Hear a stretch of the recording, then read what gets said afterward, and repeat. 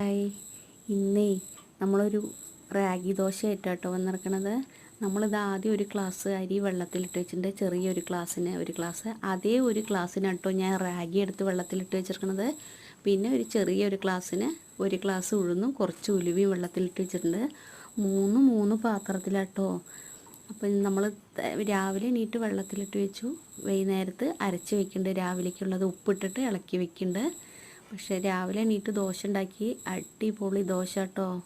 എല്ലാവരും ഇങ്ങനെ ഉണ്ടാക്കാറുണ്ടോ?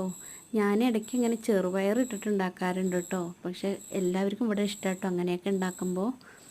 എല്ലാവരും ഇങ്ങനെയൊക്കെ ഉണ്ടാക്കാറുണ്ടോ? വേറെ ഏതെങ്കിലും തരത്തിൽ ഉണ്ടാക്കുന്നുണ്ടെങ്കിൽ അതൊന്ന് കമൻറ്റ് ഇടണേ. ഞാൻ അങ്ങനെ ഉണ്ടാക്കിയിട്ട് ഞങ്ങൾക്ക് എല്ലാവർക്കും ഇവിടെ ഇഷ്ടമായി. കൂടെ നമുക്ക് ഈ ചിക്കൻ കറിയാണ് കേട്ടോ എന്നുള്ളത്.